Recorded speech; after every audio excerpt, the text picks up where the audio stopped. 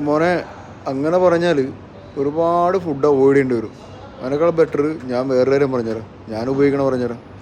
ഞാൻ ഉപയോഗിക്കുന്ന 4 ഫുഡുകൾ, 4 അല്ല 5 ഫുഡ് ഏതൊക്കെയാണെന്ന് വെച്ചാൽ: 1 റൈസാണ്, 2 സ്വീറ്റ് പൊട്ടറ്റോ ആണ്, 3 എഗ്ഗാണ്, 4 ചിക്കനാണ്, 5 അവക്കാഡോ.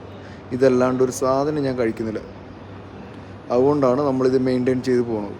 നിങ്ങൾക്ക് അങ്ങനെ കഴിക്കാൻ പറ്റുമെങ്കിൽ അതായിരിക്കും ബെറ്റർ. അപ്പോൾ കഴിക്കുക എന്ന് പറയുമ്പോൾ റൈസ് നോർമലായിട്ട് കുക്ക് ചെയ്യുന്നു, ചിക്കൻ അതിൻ്റെ കൂടെ ഇടുന്നു, ഉപ്പുമില്ല ഒന്നും ഇടാണ്ട് തന്നെ പുഴുങ്ങിയെടുക്കുകയാണ് ചെയ്യുന്നത്. റൈസ് ഇതിൻ്റെ അകത്ത് തന്നെ ഇട്ട് ചിക്കൻ പുഴുങ്ങിയെടുക്കുക.